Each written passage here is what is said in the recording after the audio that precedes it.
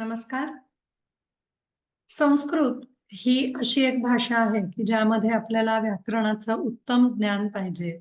आपल्याकडे चांगला शब्दकोश किंवा शब्द संपत्ती आपली चांगली पाहिजे. शब्दांचा साठा चांगला पाहिजे. म्हणजे मग आपण संस्कृत मधल्या वेगवेगळ्या गद्य आणि पद्य रचनांचा उत्तम प्रकारे आस्वाद घेऊ शकतो. संस्कृत मधल्या विविध गद्य आणि पद्य रचना समजून घेण्याकरता आपल्याला अन्वय या प्रकाराची गरज लागते.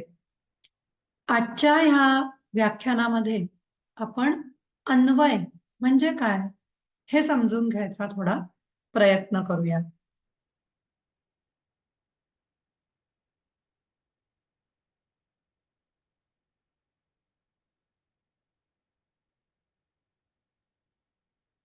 अन्वय म्हणजे काय, हा शब्द कसा बनलाय ह्याच्याबद्दल आधी आपण थोडी माहिती घेऊया.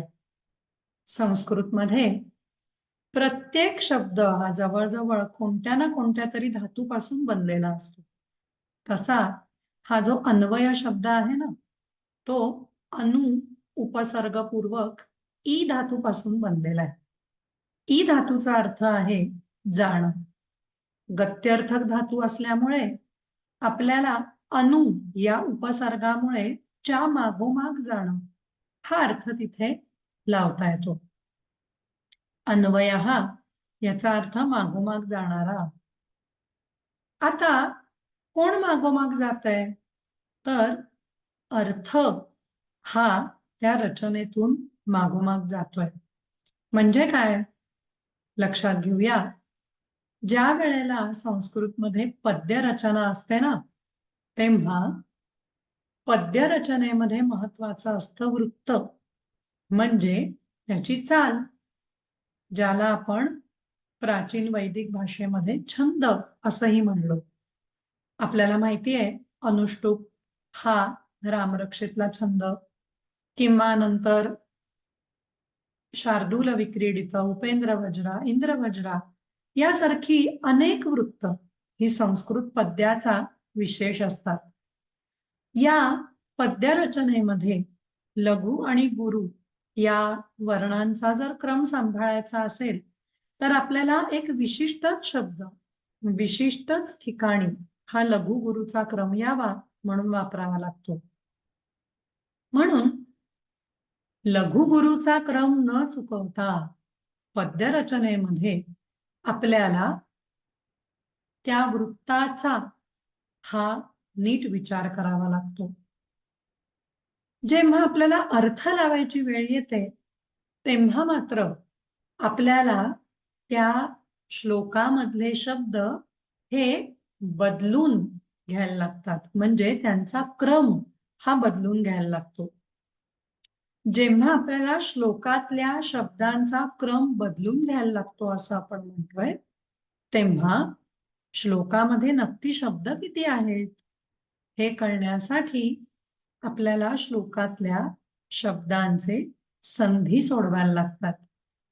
त्याच्यासाठी संधीचे काही जुजबी नियम, की विसर्गामध्ये कधी कधी काय काय बदल होतात, किंवा साधे आपले स्वरसंधीचे नियम, गुणवृद्धी वगैरे, दीर्घ संधी असे जर काही लक्षात ठेवले, सोपे व्यंजन संधी आणि संस्कृत मधली शब्द संपत्ती थोडीफार असणं, यांनी आपल्याला त्या श्लोकामध्ये कोणते कोणते शब्द आहेत हे कळायला मदत होते. मग एकदा त्या श्लोकामध्ये कोणकोणते शब्द आहेत हे लक्षात घेतलं की मग क्रियापद कोणतं आहे हा पुढचा प्रश्न येतो. मग त्या श्लोकातले संधी सोडवलेले जे सगळे शब्द आहेत त्याच्यातलं क्रियापद कोणतं. मग आता क्रियापद हे लकारातल्या प्रत्ययांनी बनलेलं असू शकतं, किंवा तक तवतू यत अव्यत अनियर याच्यासारख्या काही धातुसाधित विशेषणाचे प्रत्यय लागून पण बनलेलं असू शकतं. त्यामुळे क्रिया पूर्ण करणं, वाक्य पूर्ण करणं, याच्यासाठी तिथे कोणता शब्द वापरलेला आहे तो क्रियापद या संज्ञेने आपण लक्षात घेणार. मग त्या श्लोकातले जे इतर शब्द आहेत क्रियापद सोडून त्यांचा त्या क्रियापदाशी जो विविध प्रकारचा संबंध असतो तो आपल्याला अर्थाच्या रूपामध्ये लक्षात घ्यायचा आहे. म्हणून इथे आपण जसं काही कळीचे शब्द लिहिले की संधी त्या श्लोकामधले आणि वेगवेगळी पद ही आपल्याला आधी जाणून घ्यावी लागतात. पद याचाच अर्थ सुप प्रत्यय लागलेला शब्द किंवा तिंग प्रत्यय लागलेला शब्द किंवा धातूंच्या बाबतीमध्ये कृत प्रत्यय लागलेला शब्द हा सुद्धा पद असतो. या वेगवेगळ्या पदांचं मिळून हे वाक्य बनतं. त्याच्यामुळे वाक्यामध्ये जे काही शब्द असतात त्या शब्दांचा क्रियापदाशी असलेला संबंध किंवा क्रियापदाशिवाय इतर शब्दांशी असलेला संबंध हा आपल्याला अन्वय या संज्ञेमधून दाखवायचा असतो. अन्वय म्हणजे काही संपूर्ण वेगळे शब्द वापरून करायचं नाही बरं का. अन्वय म्हणजे श्लोकामध्येच असलेले शब्द हे संधी सोडवून सगळे समजून घेऊन ते योग्य क्रमाने गद्य वाक्याच्या रूपामध्ये टाकणं म्हणजे अन्वय. त्यामुळे आपल्याला पद्य रचनेपासून वाक्य रचनेपर्यंत हा प्रवास करायचा आहे तो अन्वयाच्या मदतीने करायचा आहे. आणि त्या अन्वयाचा मुख्य लाभ मुख्य फायदा म्हणजे आपल्याला अर्थ समजायला मदत होणं हा असतो. बघा, साहित्य रचना ही संस्कृत मधली पद्य आणि गद्य असते. त्याच्यामध्ये छंद आणि वृत्त ही पद्य रचना असते.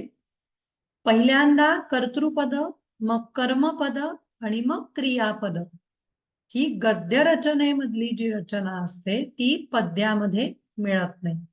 आणि म्हणून जो दुर्बोधपणा त्या श्लोकामध्ये येऊ शकतो किंवा आपल्या पद्यामध्ये येऊ शकतो तो सरळ क्रम करणं म्हणजे अन्वय. त्यामुळे इथे सोप्या संस्कृतमध्ये आपल्याला अन्वय रचना म्हणजे काय हे दिलेलं दिसतंय. आता इथे त्यांनी नमुन्यादाखल एक श्लोक घेतलाय बघा.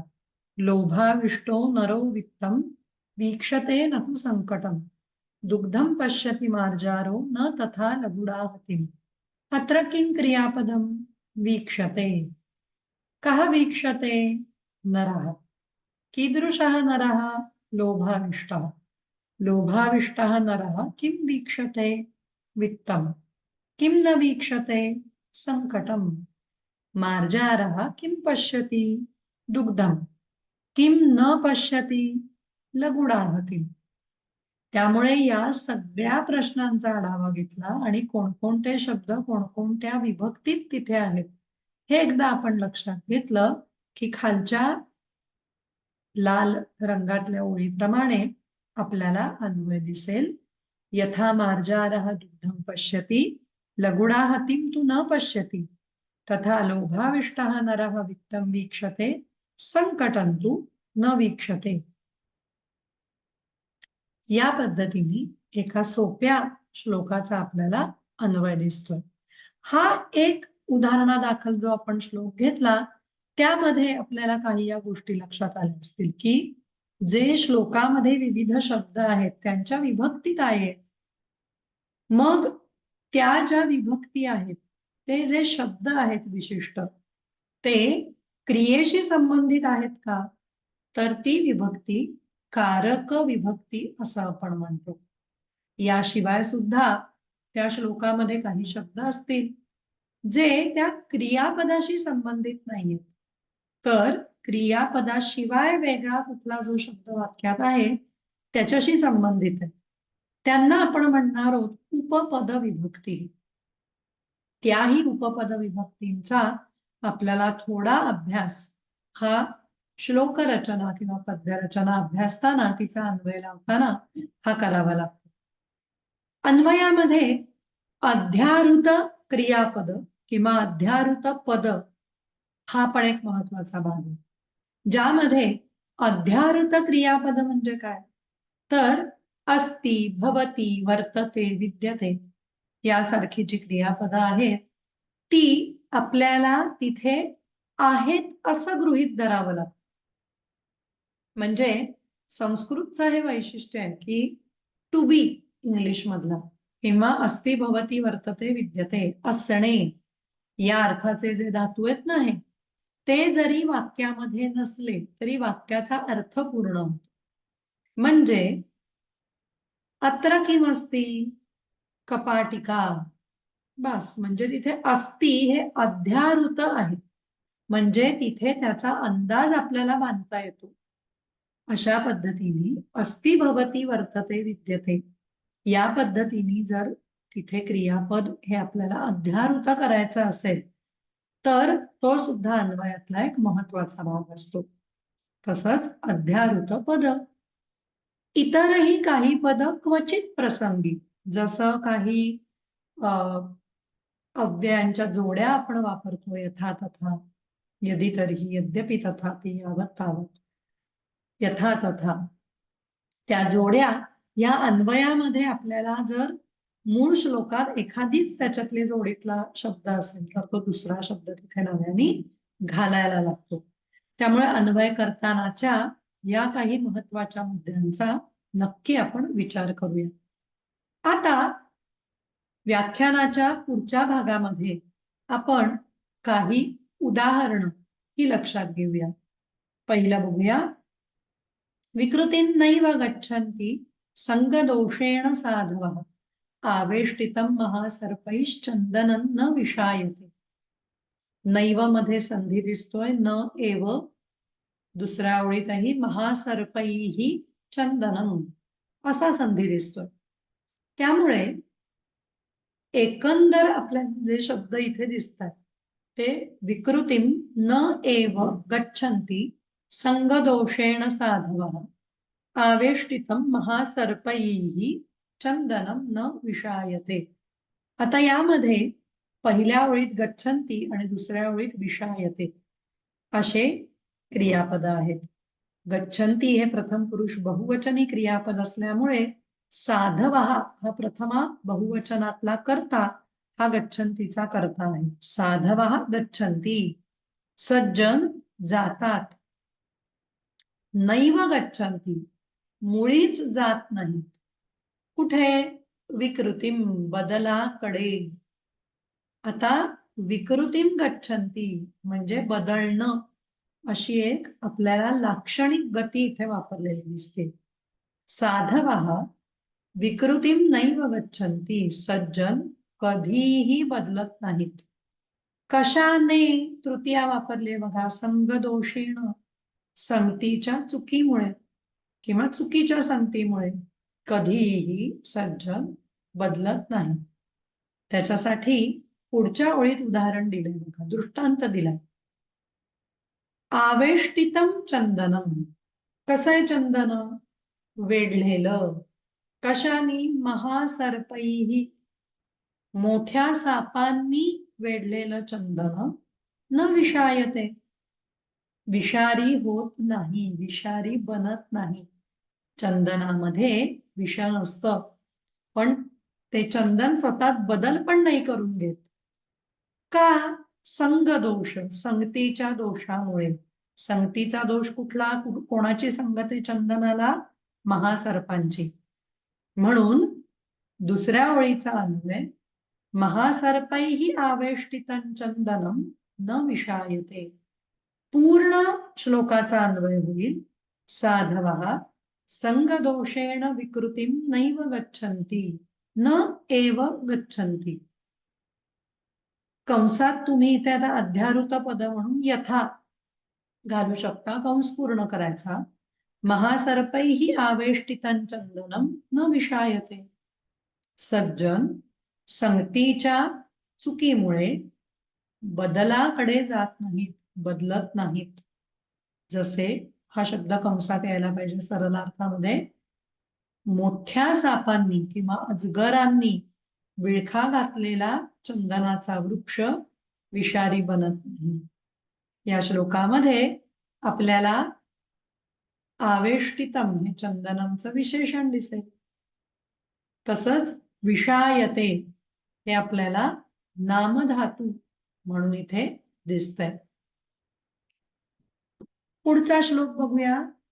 अग्निः काष्ठात् जायते मध्यमानाद् भूमिस्तोयं खन्यमाना ददाति सोत्साहानान्नास्त्य साध्यं नराणां मार्गारब्धाः सर्वयत्नाः फलन्ति. यामधले संधी बघूया. काष्ठात जायते, मध्यमानात भूमिः तोयम, न अस्ति असाध्यम.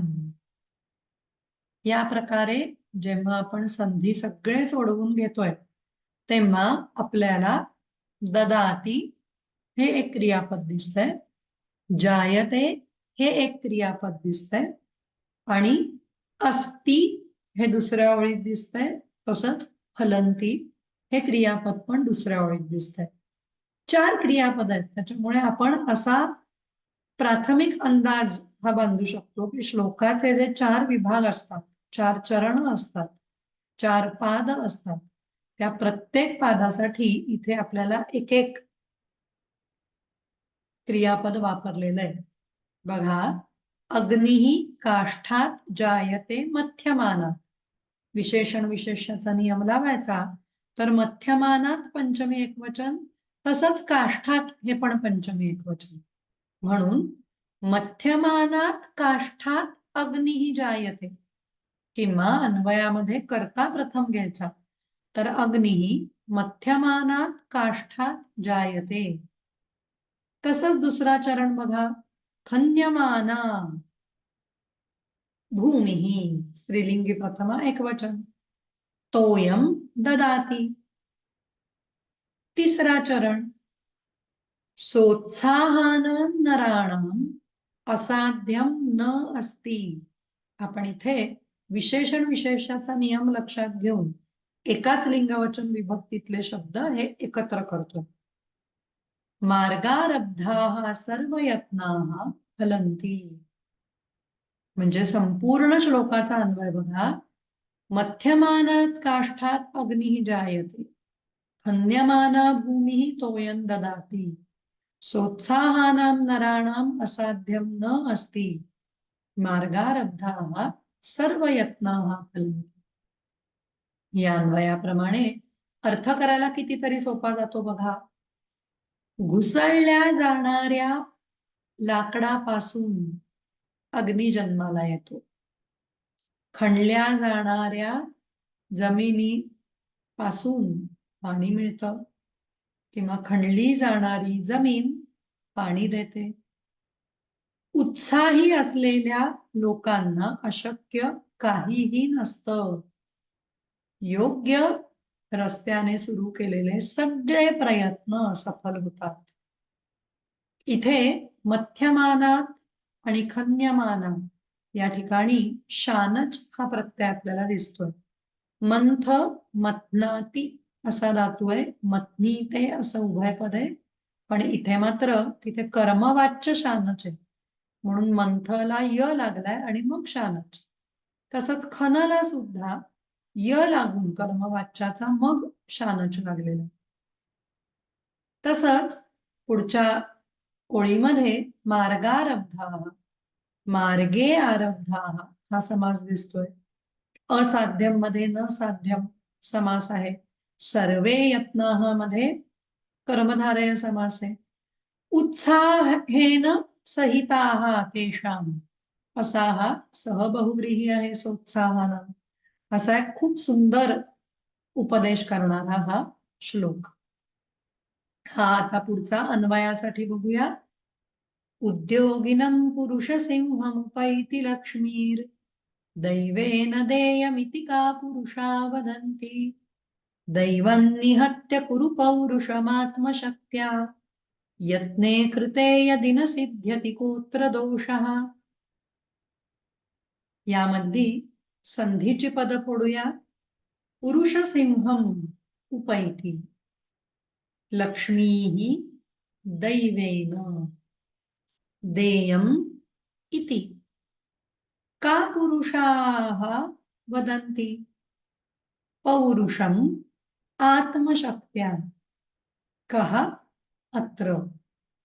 अशा प्रकारे जेव्हा सगळी पद संधी सोडवून आपल्या समोर येणार आहेत तेव्हा आपल्याला दिसेल उपैती, देयम, वदंती, कुरु आणि सिद्ध्यती या पद्धतीने एकापेक्षा खूप जास्त क्रियापद या श्लोकामध्ये आहेत. त्याच्यामुळे छोटी छोटी अनेक वाक्य आपल्याला या श्लोकामधून अन्वय लावताना शोधायचे. बघूया. उपैती म्हणजे च्या जवळ जाते, हे पहिलं क्रियापद. कोण आता कुठे जातीये? बघा, लक्ष्मीही हे प्रथमा एकवचनातलं पद आहे. लक्ष्मी, संपत्ती.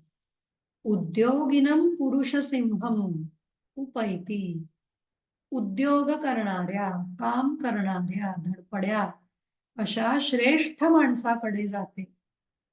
पुरुषसिंह जेव्हा उत्तरपदात सिंह, शार्दूल, वृषभ किंवा ऋषभ असे शब्द असतात तेव्हा ते पशुवाचक नाही घ्यायचे, त्यांचा अर्थ उत्तम किंवा श्रेष्ठ असा घ्यायचा.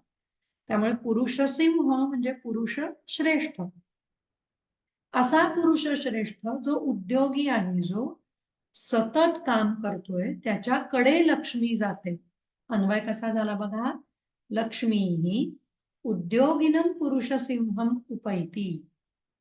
आता वदंती याच्या बद्दल आपण जेव्हा कर्ता शोधायला जातो तेव्हा तिथे आपल्याला प्रथम पुरुष बहुवचनी कर्ता हवा आहे हे लक्षात येईल. त्यामुळे कापुरुषाः वदन्ति हा समास नीट लक्षात घेऊया. कुत्सिताः पुरुषाः. का पुरुषाः म्हणायला हा विशेषण विशेष कर्मधारय आहे, पण तिथे कुत्सित याच्या जागी तिथे का असा बदल होतो. का पुरुषाः म्हणजे नीच माणसं किंवा हलक्या प्रतीची माणसं काय म्हणतात? दैवेन देयम इति. नशिबाने आम्हाला द्यावं असं नीच माणसं किंवा कमी दर्जाची माणसं म्हणतात. अन्वय कसा झाला बघा. का पुरुषाः वदन्ति दैवेन देयम इति. पुढच्या चरणाकडे जाऊया. कुरु हे क्रियापद आहे. तिथे मध्यम पुरुष एकवचन असल्यामुळे त्वम हा कर्ता पाहिजे. त्वम दैवम निहत्य. आता इथे बघूया आपण, निहत्य ल्यप आलाय बघा. नि उपसर्ग आणि हन धातू. निहत्य कुरु. दैवम निहत्य पौरुषम कुरु. नशिबावर मात करून पराक्रम कर.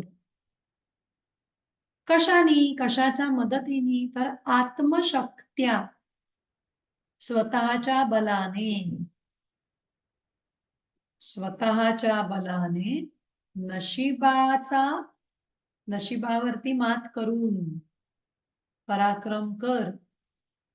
पुढे बघूया चौथा चरण. यदि जर यत्ने कृते प्रयत्न केला असताना न सिद्ध्यति यशस्वी झाला नाही अत्र कः दोषः. तर इथे काय चूक आहे बघूया. इथे यत्ने कृते हा जो वाक्यांश आहे तो सती सप्तमी ह्याचा वाक्यांश आहे. त्यामुळे जरी प्रयत्न केला आहे तरी पण जर एखादी गोष्ट यशस्वी झाली नाही तर त्यात चूक काय आहे. अशा पद्धतीने संपूर्ण श्लोकाच्या चारही चरणांचा अर्थ आणि अन्वय सांगता येईल. एकदा परत सांगते बघा अन्वय. लक्ष्मीः उद्योगिनं पुरुषसिंहम् उपैति. का पुरुषाः वदन्ति दैवेन देयम् इति. कंसात येईल आता त्वम् आत्मशक्त्या दैवं निहत्य पौरुषं कुरु. यत्ने कृते यदि न सिद्ध्यति अत्र कः दोषः. प्रश्नचिन्ह. असा हा प्रयत्नांचं महत्व सांगणारा सुंदर श्लोक आहे. पुढचा बघूया. क्षारंजलं वारिमुचः पिबन्ति तदेव कृत्वा मधुरं वमन्ति सन्तस्तथा दुर्जन दुर्वचांसि पीत्वा च सूक्तानि समुद्गिरन्ति. संधी कसे आहेत बघा. तत् एव तदेव संतः तथा. या प्रकारे संधी विग्रह केल्यानंतर आपल्याला एक सलग जे वाक्य मिळेल त्यामध्ये पिबंती क्रियापद दिसतंय, वमंती क्रियापद दिसतंय आणि दुसऱ्या ओळीमध्ये समुद्गिरंती हे पण क्रियापद दिसतंय. बघूया. पहिल्या ओळीमध्ये पिबंती याचा कर्ता प्रथम पुरुषी बहुवचनी असला पाहिजे. तसा त्या ओळीमध्ये एक फसवा शब्द आहे बघा, की जो आपल्याला पटकन बहुवचनी कळणार नाहीये. तो आहे वारिमुचः. मूळ शब्द आहे वारिमुच, म्हणजे पाण्याचा वर्षाव करणारा, म्हणजे मेघ. वारिमुच त्याचं बहुवचन वारिमुचः. क्षारं जलं पिबन्ति, ढग खारट पाणी पिते. क्षार म्हणजे खारट, जलमचं विशेषण. तत् एव मधुरं कृत्वा वमन्ति. आता कृत्वा आल्यामुळे आपल्याला तिथे एक छोटी हिंट काय मिळते, आपल्याला एक थोडी तिथे सूचना काय मिळते, की तिथे काहीतरी अजून एक कर्म असणार ही आपल्याला तिथे छोटीशी सूचना मिळते. त्यामुळे तत् एव मधुरं कृत्वा वमन्ति, तेच गोड बनवून बाहेर टाकतात. वमन्ति. आता इथे पण वारिमुचः हा कर्ता तसाच ठेवायला लागतोय बघा. बरोबर. तथा पुढच्या ओळीकडे जाऊ. तिसऱ्या चरणात आपल्याला तथा हे दिसतंय. आता तथा आणि यथा अशी जोडी असते. पहिल्या ओळीत तर यथा दिसत नाहीये, म्हणून श्लोकाची अगदी सुरुवात करताना आपल्याला यथा हा शब्द तिथे नव्याने लिहायला पाहिजे. यथा वारिमुचः क्षारं जलं पिबन्ति स्वल्पविराम तत् एव मधुरं कृत्वा वमन्ति स्वल्पविराम तथा संतः. हे पण बहुवचन आहे बर का. सज्जनाः हा अर्थ.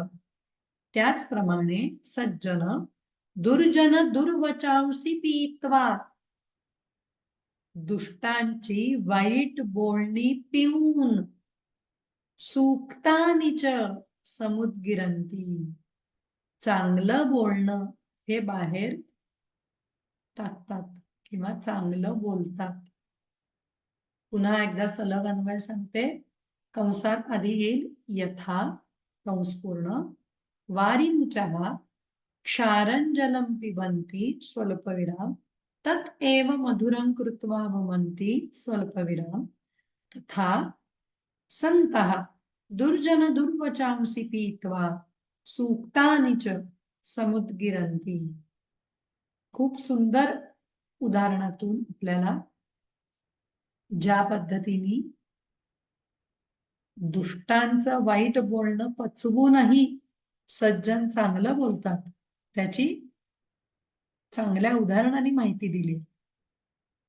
तसंच बघा, सज्जनाचं अजून महत्व सांगणार आहे सुभाषित. सुजनो न याति वैरं परहित निरतो विनाशकालेपि छेदेपि चंदनतरुः सुरभयति मुखं कुठारस्य. संधी बघूया. सुजनः न परहित निरतः विनाशकाले अपि छेदे अपि.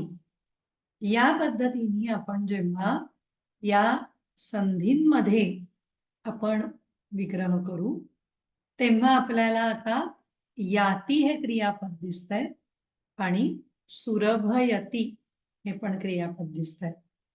सुरभयती या क्रियापदाचं वैशिष्ट्य म्हणजे तो नामधातू आहे. सुरभी म्हणजे सुवास, सुगंध. सुरभयती या नामधातूचा अर्थ सुगंधित बनवतो. अन्वयाची आता आपण थोडी याची माहिती घेताना सलग शब्द कसे कळतायत हे बघूया. सुजनः वैरं न याती. परत एक इथे लाक्षणिक गती वापरली असं दिसेल आपल्याला. वैरं न याती, शत्रुत्वाकडे जात नाही. कसा सुजनः, त्याचं विशेषण येईल बघा इथे. परहित निरतः. पर अन्य, हित कल्याण, निरत मग्न. दुसऱ्याच्या कल्याणात मग्न असलेला सज्जन वैरं न याती, शत्रुत्वाकडे जात नाही. कधी? सप्तमीत पदे बघा. विनाशकाले अपि. नाशाची वेळ आली तरी सुद्धा. संपूर्ण ओळीचा बघा कसा आता अन्वय होईल. परहित निरतः सुजनः विनाशकाले अपि वैरं न याती. दुसऱ्याचा फायदा, दुसऱ्याचं कल्याण करण्यात घडलेला सज्जन नाशाची वेळ आली तरीही शत्रुत्वाकडे जात नाही, शत्रुत्व करत नाही. त्याच्यासाठी दृष्टांत बघा किती सुंदर दिला. पुढच्या ओळीमध्ये सुरभयती, प्रथम पुरुष एकवचनी क्रियापद असल्यामुळे कर्ता पण तसाच हवा. चंदन तरुः मुखम सुरभयती. चंदनाचा वृक्ष मुखाला सुगंधित करतो. कोणाच्या? कुठारस्य, कुऱ्हाडीच्या. कधी? छेदे अपि. ती कुऱ्हाड आता लाकूड तोड्या त्या चंदनाच्या झाडावर चालवणार आहे, तरी सुद्धा चंदनाचं झाड त्या कुऱ्हाडीचं जे पात आहे त्याला तोंड म्हणलं इथे. त्या पात्याला चंदनाचं झाड सुगंधित करतं. ते असं नाही म्हणत की आता मला हा तोडतोय ना, मग मी आता याला सुगंधित नाही करणार, असं नाही म्हणत. म्हणून पहिल्या ओळीमध्ये जे सज्जनांबद्दलचं निरीक्षण आहे त्याच्यासाठीचा दृष्टांत हा कुठाराचा म्हणजे कुऱ्हाडीचा दिला. दुसऱ्या ओळीचा अन्वय बघूया. चंदन तरुः छेदे अपि कुठारस्य मुखम सुरभयती. संपूर्ण श्लोकाचा अन्वय बघू. परहित निरतः सुजनः विनाशकाले अपि वैरं न याति. चंदन तरुः छेदे अपि कुठारस्य मुखम सुरभयती. अशा पद्धतीने आपण अन्वय रचना म्हणजे काय, तिचे लाभ कोणते, अन्वय रचना कशी करायची आणि तिची काही उदाहरणं, असा एक छोटा विषय आज बघितलाय. नमस्कार.